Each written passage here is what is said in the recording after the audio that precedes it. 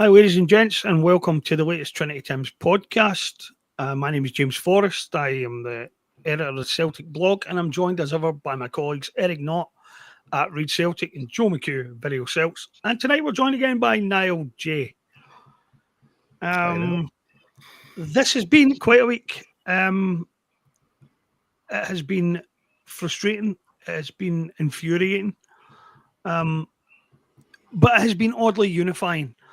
I think the board at the start of last week were trying to play a little bit of divide and conquer, and the last 7 days have shown that it hasn't worked terribly well, any more so than anything that this board tries to do works terribly well these days.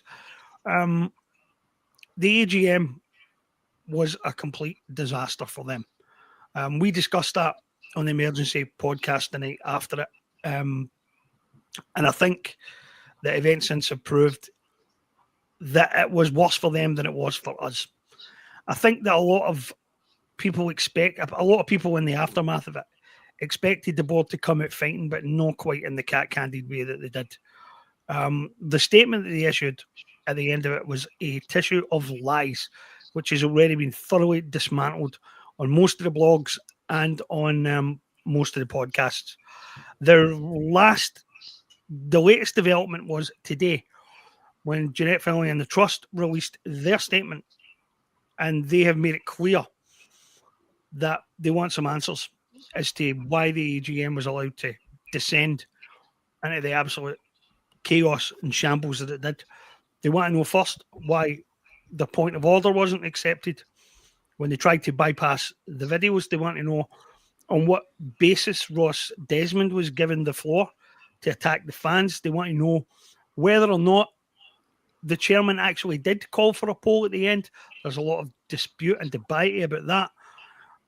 And basically, they want to know what the status of the AGM is, whether it ended, whether it didn't end, whether we're still stuck in some limbo waiting for it to end, or whether it will be rescheduled. I think the chances of that are pretty low. I think the board will consider it done and dusted, but that might not be as clear-cut as they seem to think. And last night, the Celtic Collective had a meeting where this was discussed along with a bunch of other stuff. And myself and Joe attended. And since you will undoubtedly hear enough of me before the night is over, I'm going to let Joe talk about that one first. So over to yourself, mate. Yeah, it was interesting at the Collective meeting. There was no fireworks, but there's a good, strong determination. And it has to be said that at the start of the meeting, we heard from Connor from the Green Brigade, who had a horrific experience last week. So you might see these. It's been on, and a few other guys from the Green Brigade have been on podcasts, but what he went through, what his family went through last week was horrific. And I think a lot of people would be sickened right off from it and say, that's it, enough for me. But they're hardy characters in the Green Brigade. There's a few folk there from the Green Brigade last night, and they've been through a hell of a lot. So they've been through the Offensive Behaviour Act. They've been through various tangles with the Celtic board, but I think they were surprised. I think in the scale of attacks on ultras, getting doors kicked in for a breach of the peace charge is fairly high up in the radar. So that was horrendous. But there was good ideas in the room last night. It wasn't completely unified. The boycott aspect is divisive, but I said to someone, the boycott will come. There's enough people sickened by recent events. More will have been sickened by the AGM and just saying, why bother? So there won't be a call for a boycott, but I'm old enough to remember 93, 94. At the start of the 93, 94 season, even with the seasonally adjusted attendances that Celtic put out, at the start of the season, you'd get attendances of 36, 37, 38,000. But as the season, I think Lou Macari's first match against Partick Thistle, I think they gave the crowd just 21,000. That was October or possibly November. And they didn't pick up very much at all. So folk just naturally vote with their feet. The diehards will always be there. That it's heading towards a boycott at some stage, and that's just individuals, folks saying, why bother? I think the Utrecht game at the end of January, that seems an absolute cert for a very low crowd. That'll be back to Ronnie Dyler type attendances for that match. So there's some good ideas. I think the most likely, and it's not been many conferences, into the Zoom link, but I think there should be expect major protests at the Roma match. So fortunate Celtic will have all their chums along for that game in 2 weeks' time, and the Green Brigade. Rerun the Celtic Collective, and it has to be emphasised. There's only one member of the Green Brigade on the steering committee. Yeah. And there's lots of other good ideas from different areas of Celtic support. But the Roma game, so at short notice, the Collective a very good turnout for the Boycott match. They had the bonus of Desmond gracing us with his presence. So I think major protests and activity around the Roma match. It's very high profile. It's not the sort of thing you'd want sponsors to see. That especially if you're the Adidas account manager, you're wondering why volumes are significantly down. What the hell's up with these people? They've been a pushover for years. You could roll out anything, and social media would be full of "take my money, Mr. Adidas" and all the rest of it. So we don't have any evidence, but everything points to a massive turn down in commercial income. The retail side of Celtic seems to have almost dried up.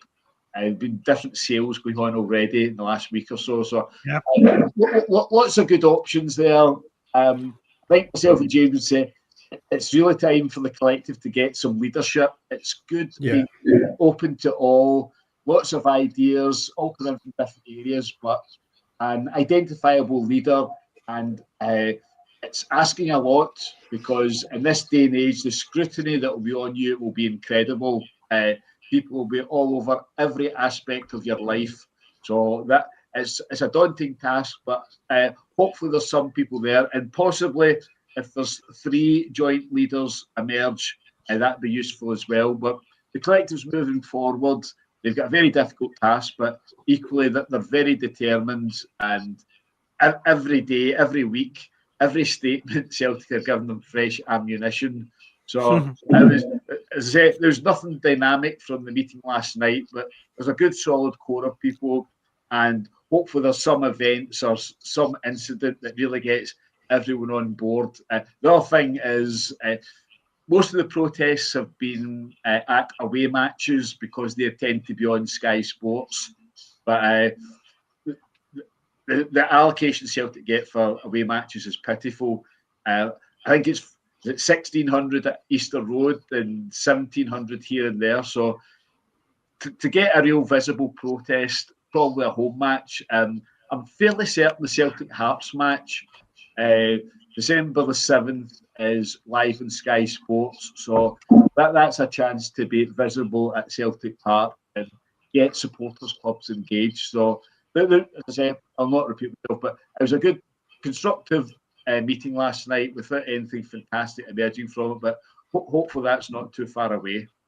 Can I just ask, Joe, do you know, like, when you were having the discussions last night, did they get any sort of further forward with like membership schemes or fundraising ideas or anything the support can get sort of tied in with? I think the fundraising's now all been sorted out, and they'll soon do. Within the next 7 days, that will be opened up. So a few folk have dipped into their pockets so far, and I'm sure there's plenty of folk, myself included, will be willing to put some money into it. So that's good. But again, they could do with having a website and other things. So the social media has been going well, but they were formed on, I think, September the 20th. But by now they should have that. So there's things to be done, but it's absolutely all volunteers. So a little bit of patience, and hopefully we get our rewards and results. Fantastic. Here's a question for you, Joe. Right? I mean, we were there last night, and we saw that the idea of a boycott basically carried the room, but those who were against it were very vocally against it. What does a successful boycott look like? We're not going to get empty Celtic Park. That's unthinkable. That will never happen. So what kind of buy-in is necessary to really send a clear message to these guys that they're on dangerous ground and they are risking a serious disconnect that will be very hard to repair? What kind of percentage are we talking about? What do we need to make it, to give it teeth? It's hard to gauge. It's like the not a penny more, the retail boycott. Yep. There's some folk who always buy. Some folk will say they're going to buy things twice, despite those malcontents and things, and to get it back against folk. But they'll talk big, deliver little. So there'll always be people going to matches. But as I said, similar to 93, 94, things will tail off. The new manager, not quite Lou Macari style, but a new manager will bring a bit of a bounce, and there'll be people engaged, and we'll give the new guy a chance, and got to get behind them. We've got a league to win, etc., etc.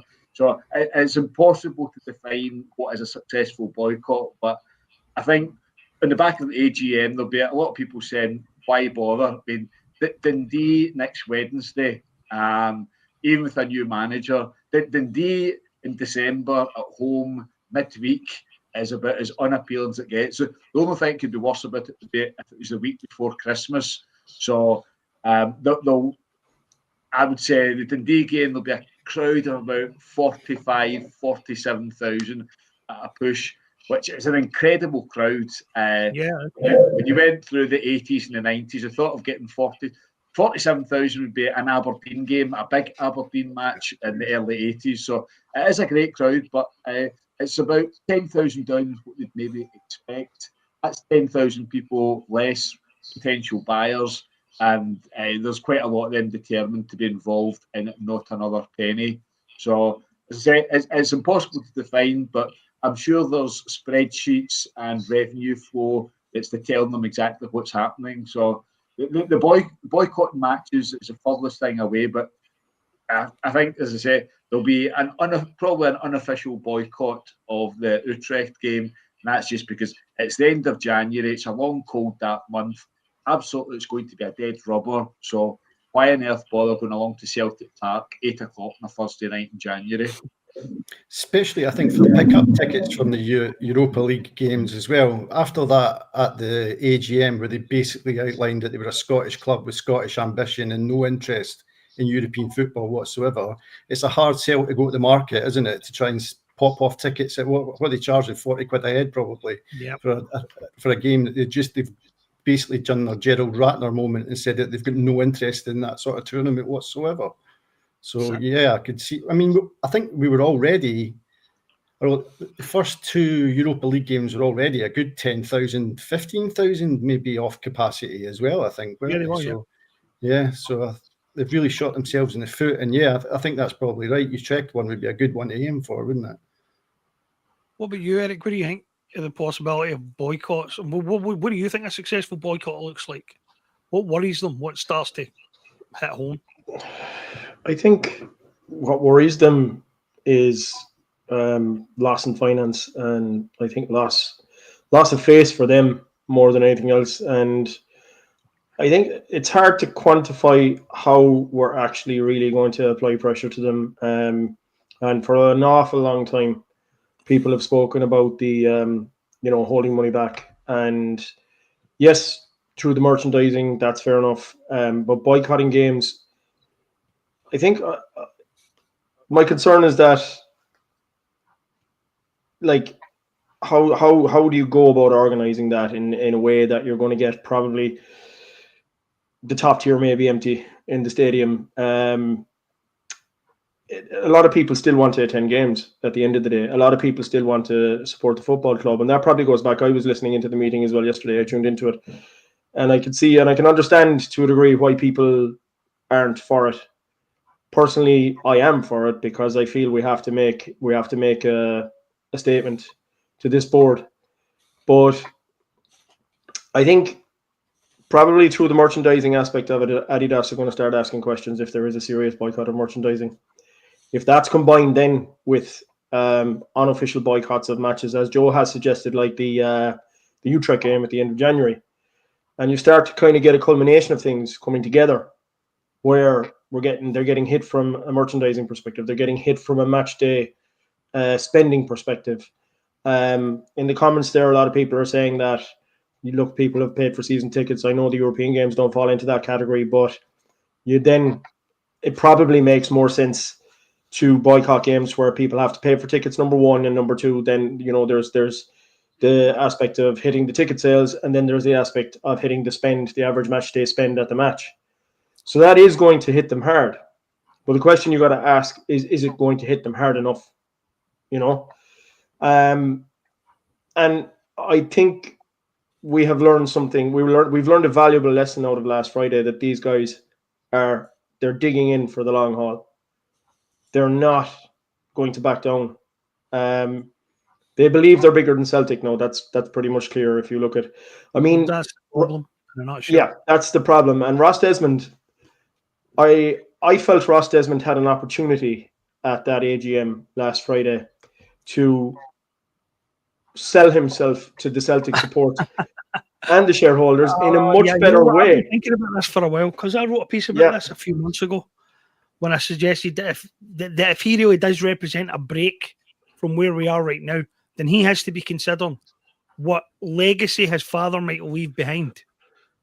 Yeah. And then he sat there at the AGM and just But he burnt his bridges. That's any prospect of coming in with a clean slate. Just annihilated it. Nobody is going to support this guy going forward now. He no chance whatsoever. Burnt his bridges from day one. He is not a credible figure. He will not be considered a credible figure to lead the club forward. After what he did on Friday. That was a man who was far more concerned about his inheritance than he ever was with Celtic Football Club at that meeting. Absolutely. If you got that in front of you from your father and asked to stand in front of a group of people and say it, it would have to be a pretty penny to make you do it, wouldn't it? And I could suggest inheriting a load of money from a billionaire was the only thing at the forefront of his mind when he decided to make that statement. Exactly. As I stated on Friday, Niall, he's more interested in Leinster rugby than he is in Celtic. He has no common ground, or he has no affinity with your average working class Celtic supporter. He hasn't got a clue what it's like to fucking work for stuff. He hasn't got a clue everything has been handed to this guy in his life. He hasn't got a clue what it's like to be working class. He hasn't got a clue what it's like to have to struggle to put food on the table. He has no affinity. He has no understanding of your average Celtic fan. And to do what he did last Friday, he burnt every bridge before he ever commenced any sort of a serious career at Celtic. Nobody is going to accept that guy as the successor to Dermot Desmond, as the guy who's going to take the baton from Dermot Desmond when the time comes. Nobody's going to take him seriously. So I believe he was watching Scotland Tonga, wasn't he, at Murrayfield on Saturday when Celtic were playing it? Well, when they were at Paisley, I think it was similar times, maybe not a direct clash, but he obviously chose where he wanted to go there as well. Yeah, absolutely. And that's what I said. He's a Leinster rugby fan. You can tell that by his accent. Anybody who has an accent like that, they like Leinster rugby, man.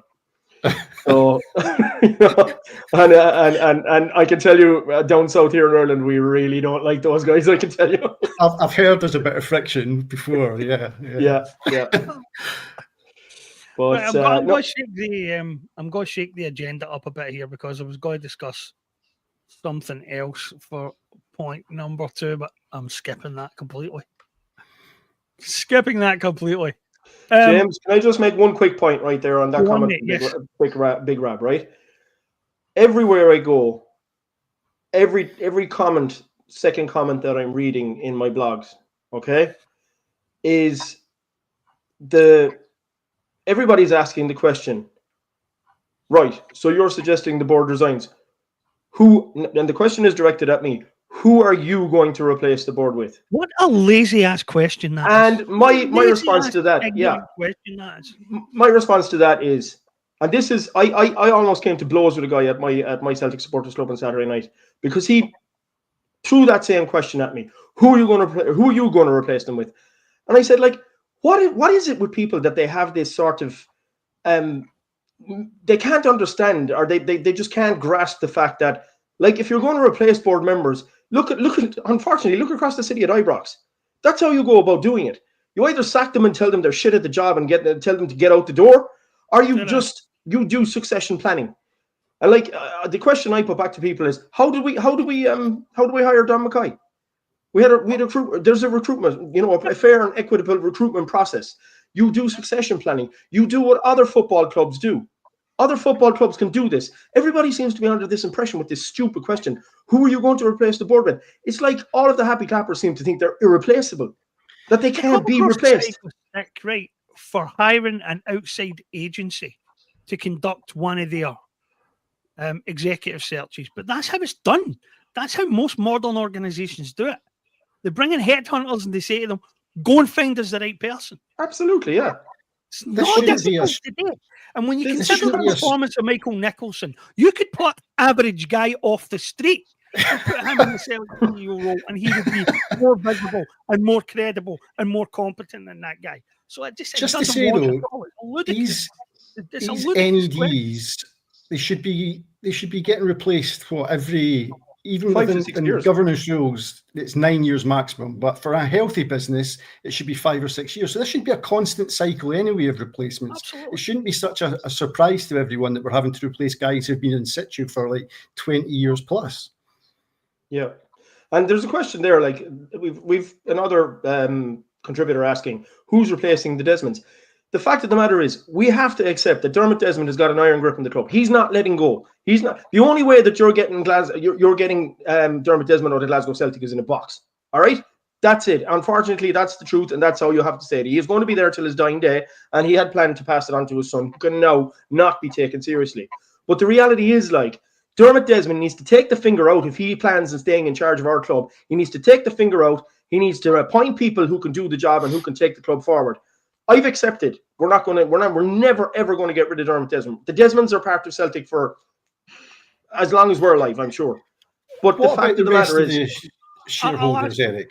What about the other ones? I mean, maybe it is perhaps a weaker point from Desmond's side. I know he's got the block vote, and I know he's sitting on 34% of a shareholding himself. Now, if he's starting to alienate people behind the scenes, he's riding roughshod over corporate governance. It seems like he's making a lot of the decisions as a one-man show behind the scene. There's got to be people there who are going to be sitting uncomfortable with this. It's not something that might, again, much like the collective, it might end up being a long game. But there must be other shareholders now having seen that shit show on Friday and thinking to themselves, do we want to be part of this? Exactly.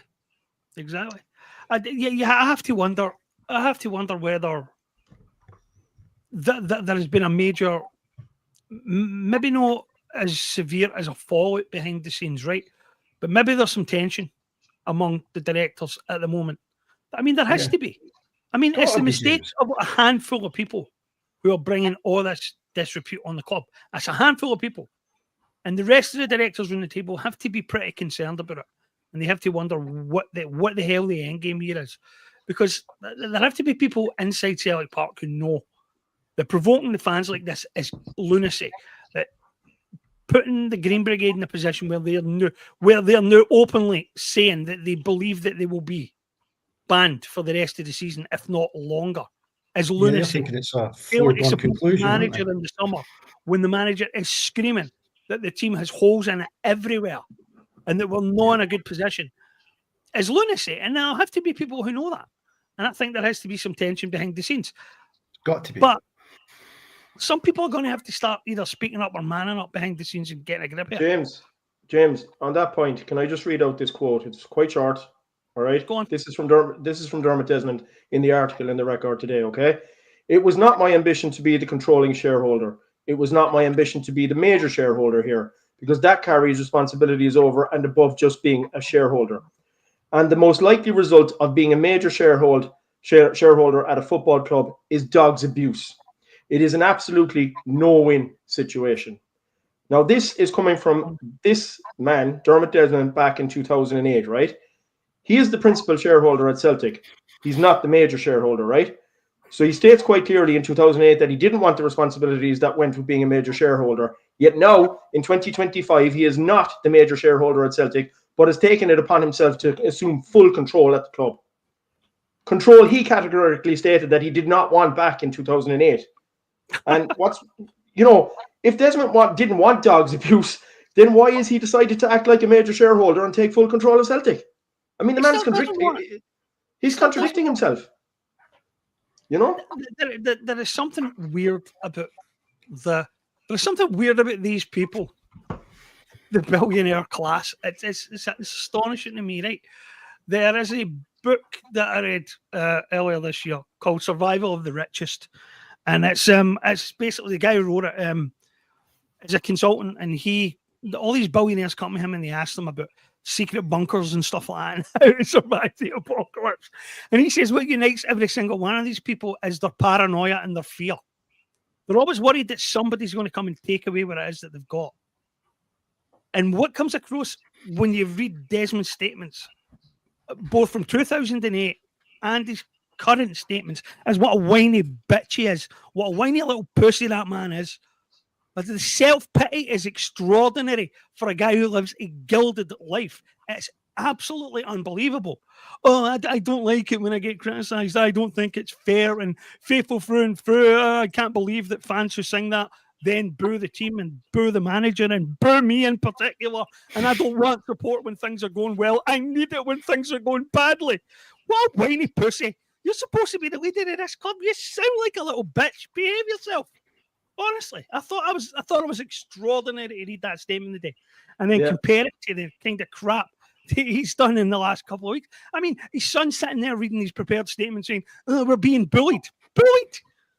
Christ almighty! It takes one to know one, James. Cash. I was in a nappy. Are you mental? It takes one to know one. He didn't get to be a double billionaire by not bullying people. Absolutely, absolutely self-pitying, wailing, whinging nonsense for these people. And that's what I found most extraordinary about it. And I was thinking about Riscoff's book quite a lot in the last couple of days, because that is what they sound like. They sound like people who are petrified nearly all the time. And I guess they do live in a different universe than we do. They inhabit a completely different solar system. But I just find that amazing. Anyway, we could go on this subject all night. I know I could go on this subject all night. Oh my God. But we may finally have some good news on the manager front, depending on how you view the possibility of Wilfred Nancy as manager, that is. Because I know a lot of people are not sold on this. And I'm not 100% sold on it either, but I am more excited about it than I would be at the prospect of a Gary O'Neill, which was the nightmare prospect somebody online raised during the week. And I got terrified text messages about it and messages on Facebook. Have you heard the rumour? And the people that even answered on it, I told them, that is so far-fetched that I don't even believe this board would go down that road. Just put that out of your head. That's not going to happen. Fans are pissed off enough as it is. No, just not. So Nancy's a much better appointment and a much better calibre of an appointment than that will ever be. Niall, you've been ringing quite a bit about this guy. What's your take on it now that it looks like it's going to happen? Okay, if we can separate everything else that's going on at the club at the moment and focus on Wilfred Nancy for a moment, then I like it. I think he's actually one of the few coaches that we've been linked with who's actually at the forefront of things sort of tactically out there in terms of his relationism, movement, style of play. You're looking at a Luis Enrique style approach to football. And yeah, okay, you do have to suspend that reality somewhat. He's dropping into a mess at the moment. But the advantages I think that he does have coming in at the moment is he's coming in at a time where we've been struggling. There's no identified pattern of play, etc. He's got a transfer window just round the corner, in theory, at least. And he's the sort of guy who seems to me that he can also eke out improvements out of players, find new positions for players, get them thinking about football differently. So I do realise that it might even look like a cheap appointment, I suppose, to some, but from what I hear, there is a bit of finance behind this. He's actually it looks like he's bringing at least 3 or 4 of a support team with him as well. He's a guy who seems to have made the jump from a smaller MLS side into a larger one and made that jump okay. So he's now used to being sort of one of the bigger fish in the pond.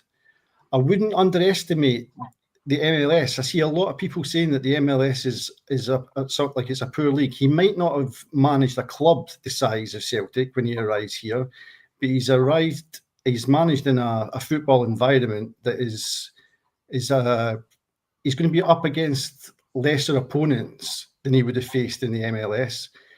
And I think one thing I do like about it is the way the MLS squad systems work is something we really need to focus on at Celtic. We could do with having a 25, 26-man squad. It's a 25-man squad for Europe. Assume that's what we carry into a league system as well. We need to find a way where 8 of those players are Scottish. So 4 from national and 4 through our ranks within that 25-man squad. He's already used to working under different but similar constraints within the MLS squad system as well. And I know it's a small thing, but if we're going to go into Europe every season, having someone who understands the necessity of how that 25-man squad works and the types and the ability to have people playing in more than one position, etc., I think you're onto a guy who knows what he's doing. But it's always going to come back to that bit at the end. Is he going to get the support? Is it going to be another case of you'll get one good transfer window? Maybe they might get a decent one in January, might get a big one in summer, and then they roll it back again. He lasts for about a year, and then we hit the 2-year mark, and it all implodes again.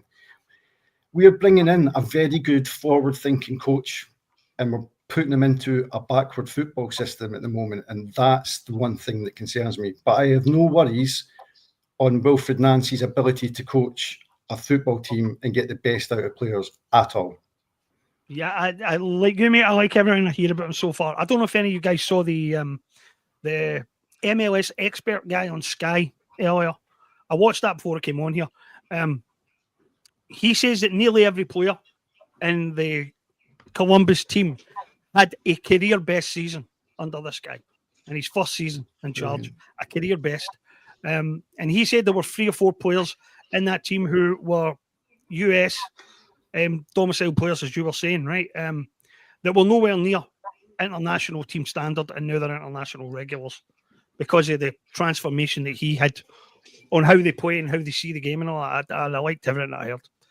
That's really reassuring to hear something like that coming from someone who's been watching him closely, isn't it? Yeah.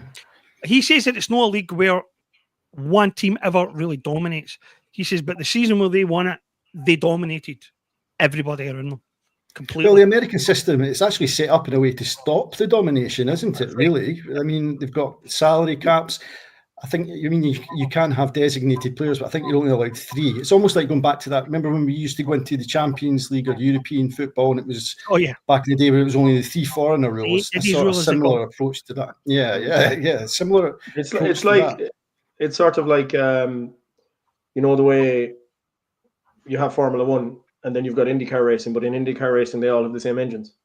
So you never have somebody who dominates IndyCar racing. The Americans tend to do that, and they seem to have something, it's similar in MLS in that it's very rare that you get the same team winning the championship in MLS over and over again, because of the way that it's set up.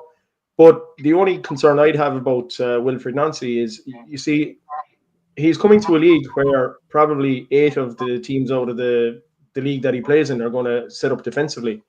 And that's probably going to be a challenge to him because he's playing in a league where it's very open. I read your article on the game that you watched, James, the other night there, between, was it Cincinnati and Miami? And that's the most one-sided thing I have ever watched in my life. Yeah. And it wasn't that Miami were so much better. It was that Lionel Messi was so much better than everybody on the pitch. It was like... But I follow MLS and I watch it, and it is open attacking football a lot of the time. And that's the environment that he's coming from. And he's going to come into an environment where you're going to get 11 players camping behind the ball. To be fair, though, that may be a bit of a challenge to him. Now, if he is like, for example, he's like Ange Postecoglou and he figures out how to unlock these teams, which Ange did, that's what you hope is going to happen. And he figures out how to unlock them easily. Because Ange, I'll always go back to the game where we were playing against St. Johnston and Matt O'Reilly ran riot in that game in 2022. He absolutely tore them apart. We beat them 7, I think it was 7-1 or 7-0. And that was St. Johnston camped behind the ball on the defence the whole time, but Celtic just coming at them in waves after wave after wave with Matt O'Reilly orchestrating all the attacks. And if Nancy's that kind of guy and he can unlock defenses that way, then the sky's the limit, you know? I think it's going to have to be it's a big change. I mean, as a club, we've played 4-3-3 right through the age groups now since about 2011, maybe. Certainly since 2016 when Rodgers came in, but I think we were playing 4-3-3 before that. It looks like he's likely to go to this sort of 3-4-2-1, 3-4-3 approach to it. That's going to be quite a big change. And not only have we played 4-3-3 formation-wise, we've played positional football for a long, long time. To shift to the players having to find those solutions themselves, that's going to be a change, and I think it's going to take a bit of patience, and we're not going into an environment where patience is plentiful at the moment. That worries me. I could definitely see. I'm not saying by any means that he'll come in and write off this season, but I think he'll have been told behind the scenes, almost don't worry about this season to a certain extent. Just get your ideas across, and I think it could take the 6 months or so to actually see it come to fruition. You might start to see shoots. But I think it would take. It's quite a sea change to shift attitudes from within the club as well. It's going to be quite tough from that front. What about you, Joe? You're usually the Joe's cynical voice here. Sitting there quiet, looking cynical in the corner there, I think. Right, this guy, his only criteria to be Celtic manager is he'll put up with Paul Tisdale. That's an overriding criteria. I don't know if he will, though. I genuinely don't. That guy said today, the American guy was on the MLS guy. He said that when he was still coaching, when he was still in Canada, coaching the team, we signed Alistair Johnson. I never knew he coached Alistair Johnson, but there you go. I found that out tonight.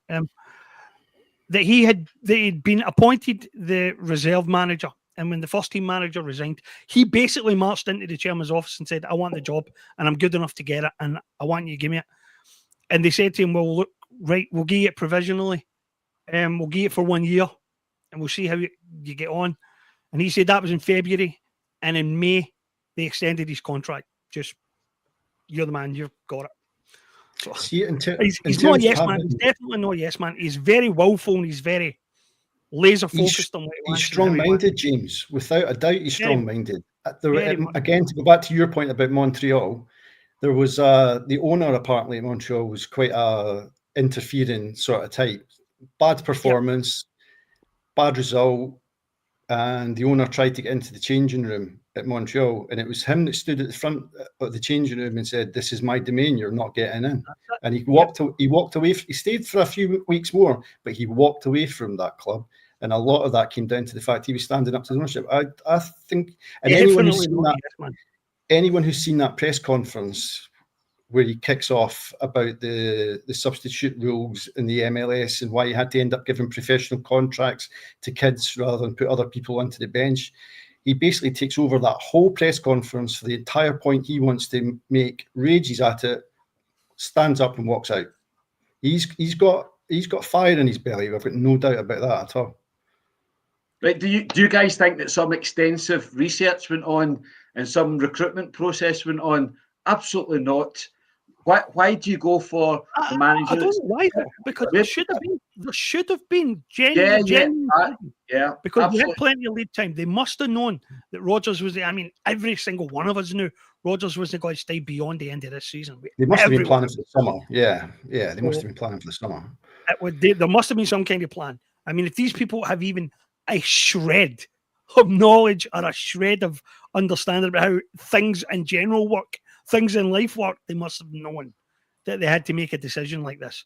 So, I mean, it's Disney sound in keeping with the way these guys usually do things, but let's face it. Well, it does to a certain extent. There must have been a plan B here. Tisdale's connection with his assistant manager, going back to the Exeter days, to go back to Joe's point a moment ago, that's a bit Celtic, isn't it? That you might not necessarily have done a great deal of homework on the guy initially. But the link certainly, that feels quite Celtic in approach. Knew a guy who worked with a guy before. That kind of doesn't feel a wee bit more Celtic. But Joe, what's your overall feeling, Joe?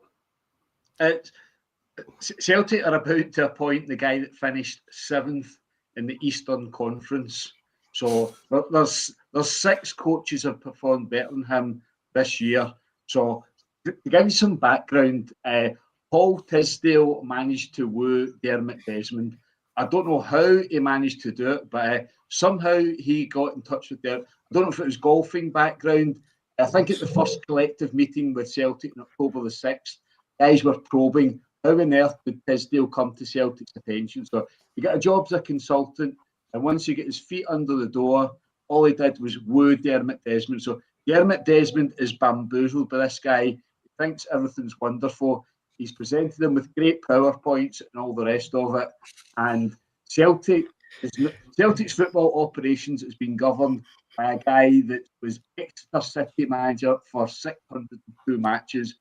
Gary Caldwell is currently the Exeter manager. If Paul Tisdale was some sort of football guru, football doctor, I reckon somebody in England might have noticed it. But he was down at Exeter. He'd spells at Stevenage, he'd spells at Bristol Rovers, and he bombed spectacularly. But Celtic have handed almost full control over to him. And you're talking about the January transfer window. I suspect the transfer targets are already all lined up. They'll be in the £2.5 to £3 million bracket. They'll be similar to similar to the 2023 signings, and it's one incredible leap of faith to think that Wilfred Nancy is going to perform miracles, and he's got this secret brand of football that he'll just be able to bring into Celtic, and we'll be playing Ange style in a couple of months' time. It's an incredible leap of faith. Do you think that we're going to? Do you think that we're going to start going over the pond for players? No, we're going to go to Exeter. The signings are all in place. The targets are all in place, and I'll be looking to get the best possible deals. And once Paul Tisdale's already identified the targets, we'll have Michael Nicholson going in to negotiate terms with them. Then he'll be sending off emails. So anyone expecting Ange-like deals, such as 3 players being signed on the 31st of December and turning out on the 3rd of January in the Glasgow Derby, prepare yourself for disappointment. So it's a Paul Tisdale show, and there's very little to have confidence that this is going to be the successful route forward for Celtic, bringing in a guy from Exeter City. Well, I'm going to say this, right? I'm going to say this in the guy's defence. I was very glad that we appointed Paul Tisdale when we did, because, if you're going to bring in somebody to be the head of football operations, then that person has to have a fucking football background. That person has to know the game and understand how it works. And it's all well and good saying that his managerial career was at Exeter City. He's managed 5 different clubs. And he's consulted for 3 or 4 in England as well, right? So the guy understands football. He knows things about the sport that some bean counter in an office at Celtic Park does not know, never will know. And I draw some comfort from the fact that it's a football person making this decision. Yeah. James, that's the comfort I take out of it. That's the only comfort I take out of it. A football guy led this search, and a football guy came up with a candidate, and I'm happy. Yeah, I am comforted by that. He's been in his current role since October 2024. Now, we haven't exactly been a very harmonious house in the time that he's been in charge. And the board has been bickering with Rodgers for every single minute of it. Every single minute.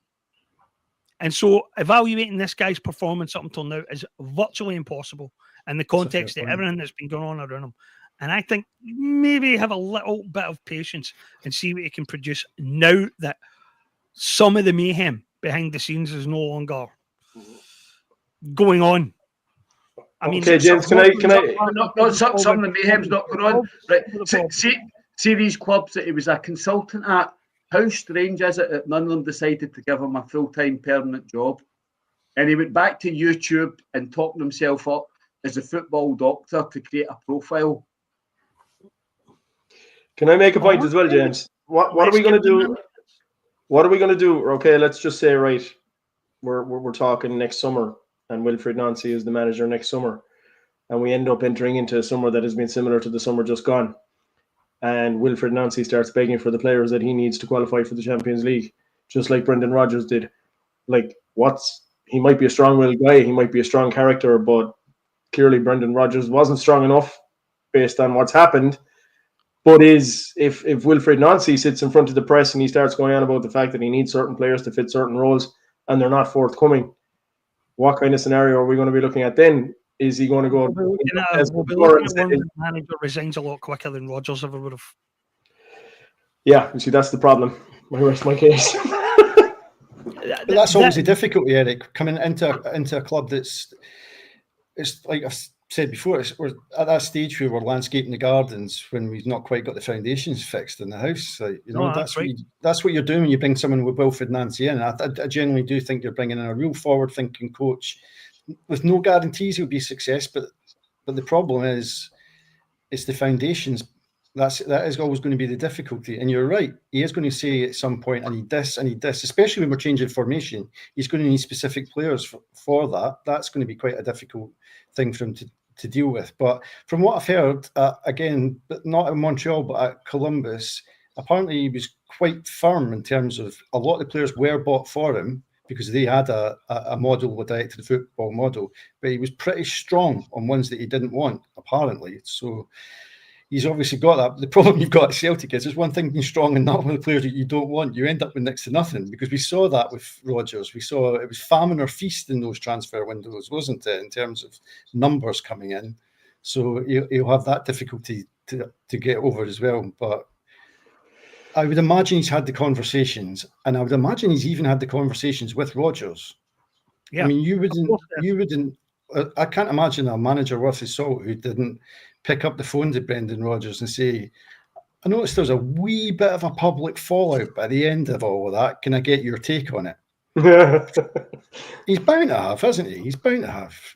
Yeah. The fact that he knows Tisdale as well, and the fact that the two of them are obviously friends, is encouraging as well, because they'll form their own wee nucleus. Right? A working relationship straight off. Yeah. Anybody, and they won't allow anybody to get in the way. They'll consider themselves a partnership, and they will work together very well, I hope. And I'm sure that they will fight for one another if it comes to it, with the board and when it comes to signings and stuff. And we'll see how it works. But I am pretty encouraged about it. I'm pretty excited about it in some ways. It wouldn't be my first choice, absolutely not. But my first choice was never coming anyway, so it doesn't matter. Out of interest, who was your first choice, James? I wanted somebody non-European.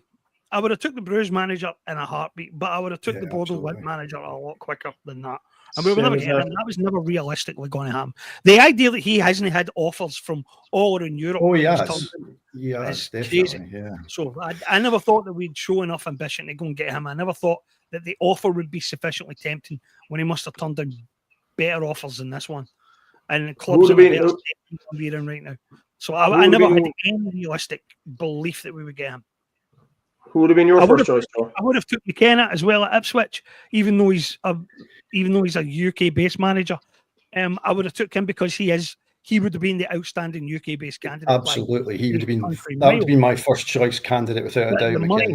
The money was never going. We were never going to pay a £5 million fee just to talk to him, and we were certainly never going to put the kind of wages in front of him that would have took to get him. He'll be Manchester United before long. Probably. Considering that. Who would have been your first choice, Joe?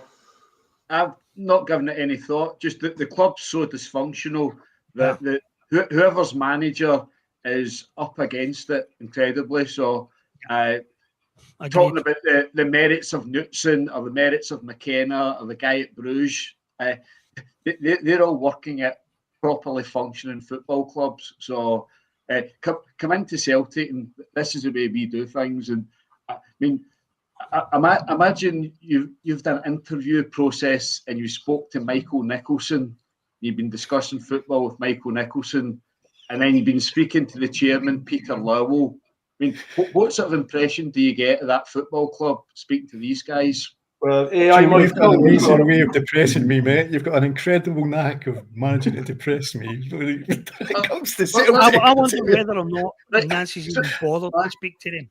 If you're involved in that, you don't need to speak to Michael Nicholson to come in and do this. No, Michael he's Nicholson not is complete doing. irrelevance to you. He'll Yeah, cross your path once in a blue moon.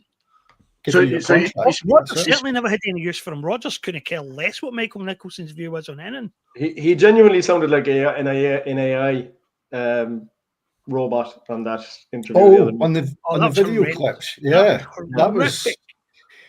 My God, no Like, wonder Joe- they don't let him out on his own. Bloody Chris hell. Mackay looked incredibly relaxed with it all, I thought, with it, but Michael Nicholson looked like he was on his 10th take, didn't he? You could just my imagine God. it was pitch black You don't- outside and everybody you don't wanting to teach go home. debate One more numbers go, like- Michael, one more go. So, Joe, are you? Joe, yeah, I'll tell you what, man. I have been one of my strongest reasons for getting involved in the collective is that I have been living in almost permanent dread of the summer, next summer, and what it would bring when Rogers was no longer in the building and these people had to go out and appoint a manager. And this, to me, is a vastly better option than any I ever expected. And I know you've got your reservations, but surely this is a better option than a Robbie Keane or some other mental Dermot Desmond flight of fancy or a Peter Lawwell pick. I mean, this is a better choice than that, is it not? The names don't matter, James. Yeah. It's not as if you're comparing what Robbie Keane did to Kieran McKenna or Knutson. Just the club is a mess. Yeah, but there was a very real chance I was ending up with a Sean Maloney or a Stephen Robinson. There was a very real possibility of that, I think. Right, you're dead impressed that Tisdale's a football man. Robbie Nielsen's a football man. Just because you're a football man, it doesn't mean you're particularly good at the job. So, well, as I Tisdale, said, we can't evaluate how well he's done because of the chaos that's obviously been happening all around him since he's been in the job. He's only been in hey, James, he's part of the chaos. He's knocked everyone else for six. He's knocked everyone else out the road. He's charmed Dermot Desmond. He's charmed Dermot Desmond. He's been undermining Brendan Rodgers. Don't sign this guy. I'll show you somebody cheaper. And abracadabra, he's found himself in a very high profile, a very highly paid job at Celtic, calling the shots. And he's brought in the manager of one of his old pals. Maybe I'm nuts for saying this, but that's not a deal breaker for me. The fact that he's a ruthless bastard and he's elbowed people out of the way to get in Desmond's ear, that's not necessarily a deal breaker for me. Well, I find that quite encouraging in some ways. You enjoy that, James? He's gone out and he's carved himself a wee empire. Let's see how he handles it. Let's see what he can do. He has, but James, we have to take into account that this guy's experience does not extend beyond League One and League Two. No, his experience is that he understands how to build a squad, he understands football dynamics, and these guys don't. And to me, what he has done very successfully, it seems, is he has elbowed the lawyers and the accountants out of the way and said, a fucking football person should be running this shit. And I'm perfectly happy with that because that's how it should be. That's how it needs to be. And if he's a ruthless motherfucker, then I'm pretty pleased with that as well. Well, I guess time will tell. But what happens then if Dermot Desmond foists his son on him? and says you're dealing with him from now on. Got to play the Ross is your new data analytics man. Yeah, he was a dominant shareholder. That's who he would have had to cozy up to.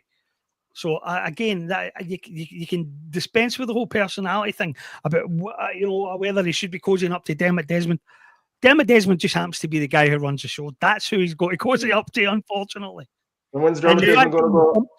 The fact he's bumping all people out of the way to get there at Disney, it's not something that is a deal breaker for me. I think he's got to do it. James, I think we need something like that. He comes from Exeter, right? See where Exeter are? No, he managed Exeter, but he doesn't come from Exeter. He managed Exeter. He managed Anthony Barnes as well. He managed Exeter for 600 games. See down that part of the world, not too far away, is Bournemouth and Brighton. I'm not judging the guy as a manager. He's not been judged as a manager. He's not been brought in to manage the team. Absolutely. He's been brought in to restructure the whole football operation. That's what he's been brought in to do. I'm not judging the guy on his managerial career. I'm saying that a guy who's managed at 5 different clubs understands football, understands the sport and the mechanics of football and what a manager's needs are better than a bean counter does. And that's why I like the fact that we've got a football guy in there. It's the squad building side of it as well. One thing that I'd say, like, Exeter City is a very small football club and there's not an awful lot of great demands in it. But what he did get was a free run at Exeter City in terms of putting his own mark on the whole football department, not just the first team. So, yeah, he was fairly successful, actually, in terms of Exeter side of it. But I think that's probably where he cut his teeth rather than where he should be judged. That's what I would suggest from that side of it. Joe has got a very good point. You can't disagree in terms of he's now Celtic's equivalent of a director of football, and he doesn't have a history that goes with that. But we're just a few minutes ago from saying we're quite excited about Wilfred Nancy, and there's not an awful lot of difference in terms of the size of club and then going into European football that he's going to be doing at Celtic as well.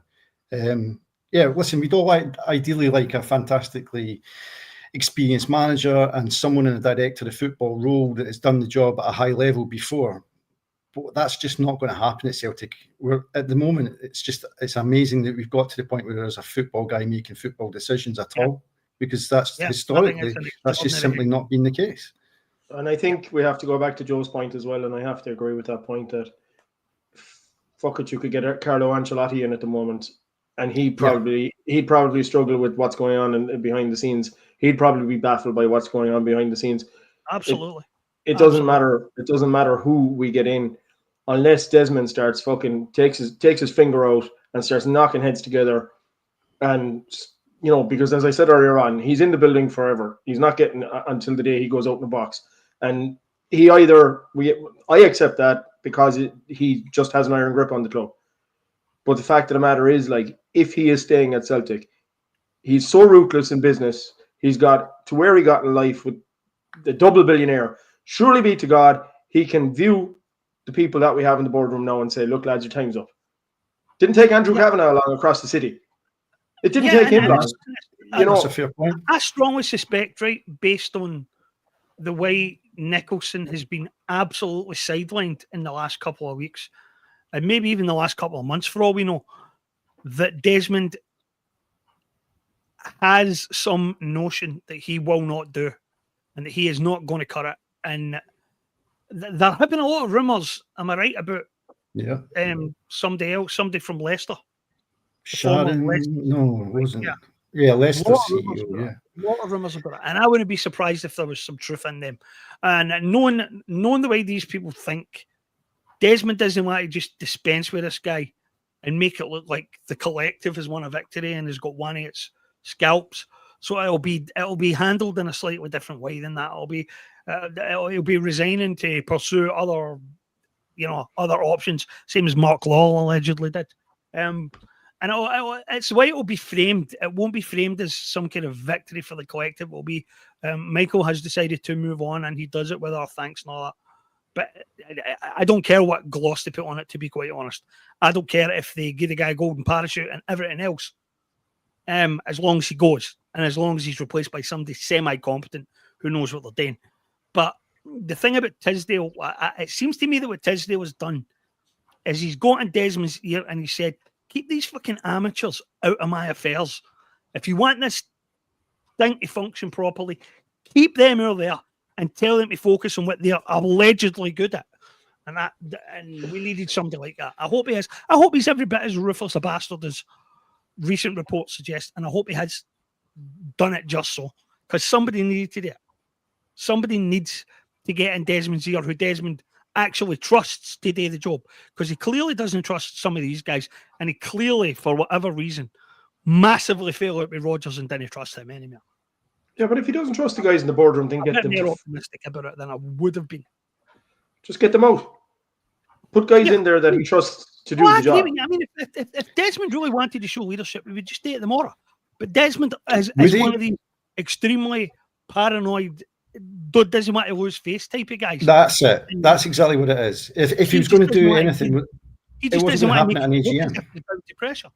He want to be done in his time scale. He certainly wouldn't want to make it done at the AGM and look like he was reacting to the support. Yeah, I agree.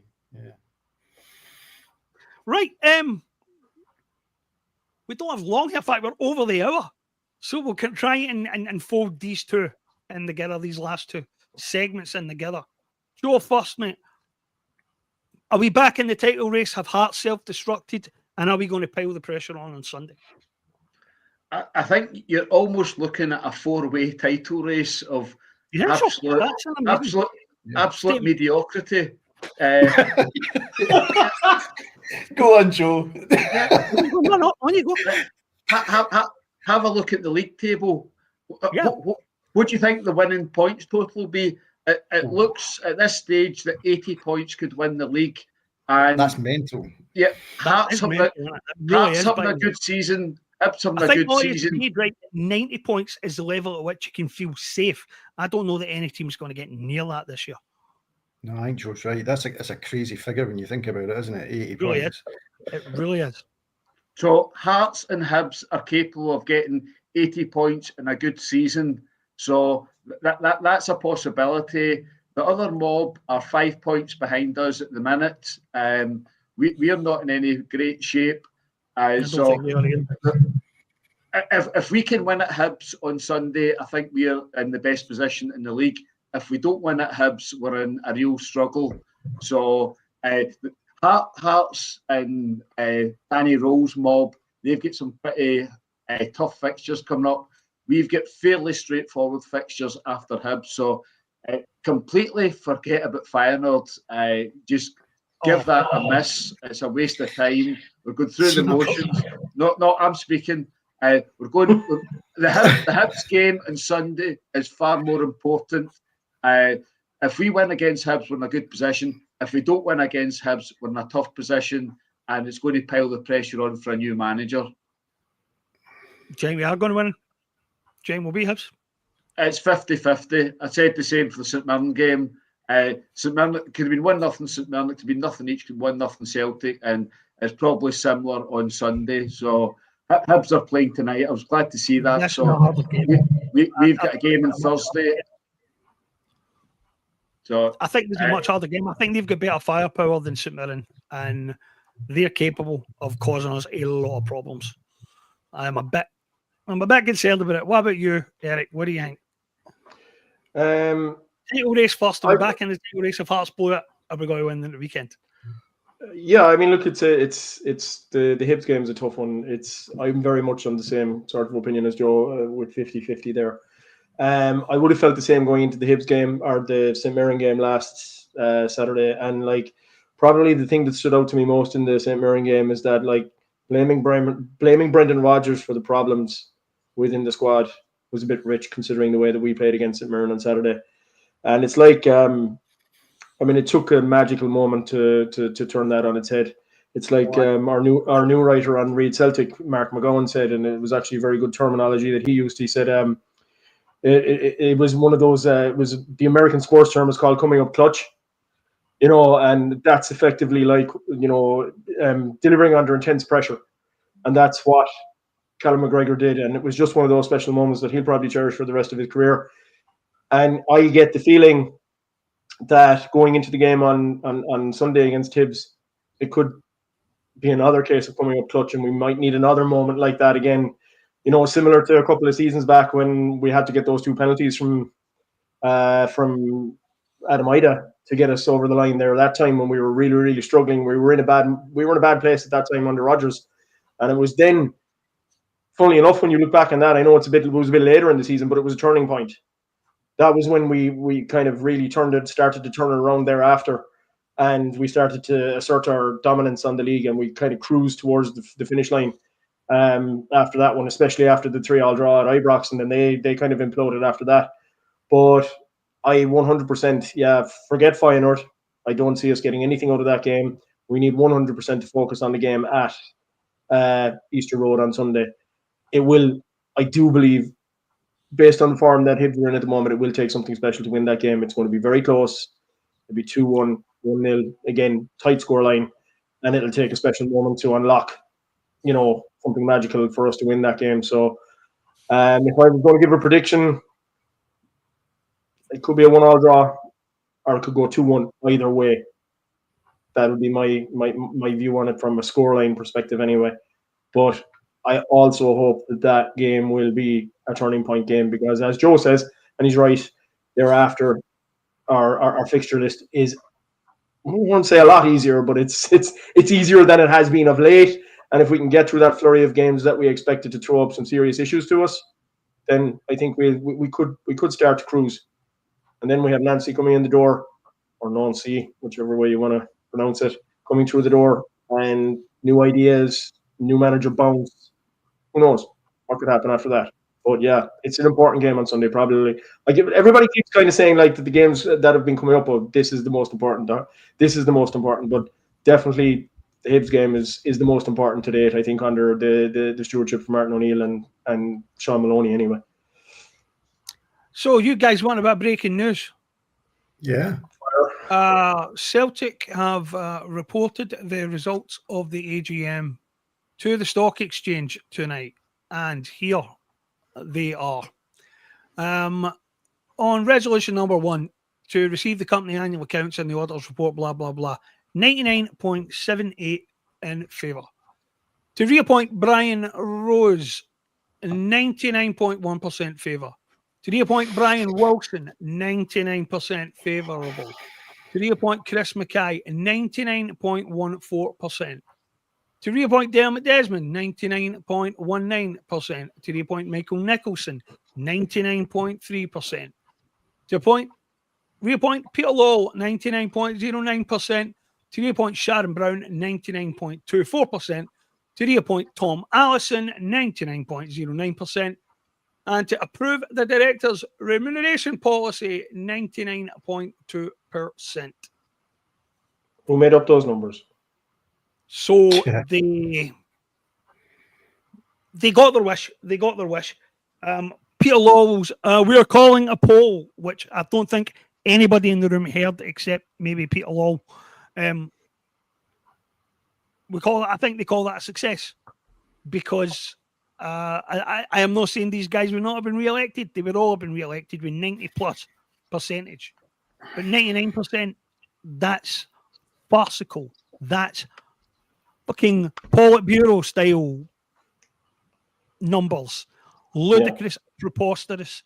At a time when the fans are in uproar, those numbers have about as much legitimacy as a wet fart. As an Iranian presidential election. They're a joke.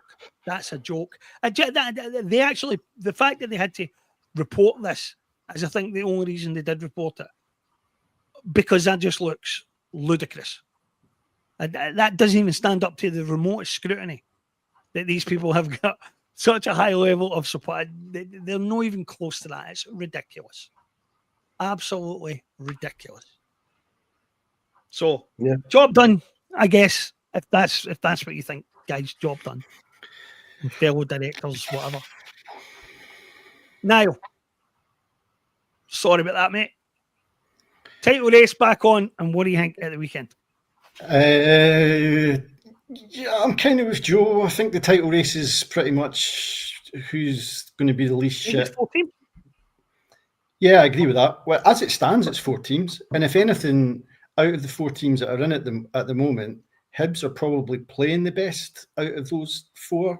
On the most sort of recent side of it, I think the difficulty with Hibs so far has been they're now finding clubs that are playing sort of low blocks, and they won't have to do that against us. It'll be an open game, and especially when I watched them in Europe, when it went to sort of the last 30 minutes of games and they were still in it and it was end to end, they're good at that. They're really good at opening up the pitch to get the balls in early, and they can cause defenders difficulties. I think that's going to be our big test. And my big concern after St Mirren has our new manager bounce deflated a little bit, or was that just a case of coming back from an international break? We've seen those sort of performances, maybe not quite as bad as that. Yeah, I mean, anytime you go Easter Road in good form, you're still not confident, are you? And I think they've got a good manager. Do you think there's an element in it the team knows that Martin's not going to be there? I'm sure that It's a Martin fair still point. carries authority in that dressing room, but he's not the Yeah. permanent answer, and everybody in the dressing room knows it. Yeah, I think he's. I don't know. I think he's been good at putting an arm around players' shoulders. I genuinely think Sean Maloney, etc., are doing most of the sort of tactical work with them and the coaching work with them.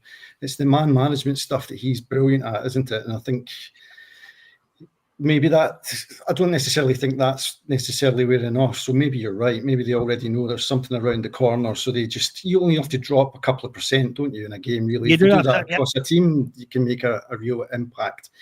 I kind of agree with the Feyenoord game. My difficulty with the Feyenoord game that I do have, though, is I was looking at that team we played against St Mirren, and I was thinking, with all the injuries and everything else we've got at the moment, that was probably the strongest team, give or take the odd player here that you might have a debate about, that we could put out. Now, if you go and play Feyenoord, you're almost saying we'd have to put out the B team, a lot of the B team players in it to actually rotate. So I think both, it doesn't matter whether we want to chuck Feyenoord or we want to take the foot off the gas with Feyenoord. I don't think we're going to be in a position where we can. That's the difficulty with it. I think we're just going to have to manage the squad, and the ones that get the impact numbers get taken off at the hour mark and try and make sure they've got enough in their legs for Sunday. Yeah.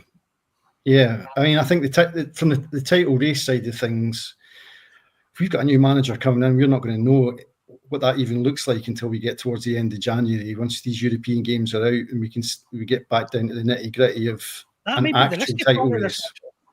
Yeah, I mean, new manager comes in, tries to implement a new playing system and a new style and all that on these guys, and all of a sudden it takes a couple of weeks for that to click into place and you drop some points. I mean, that's risky business.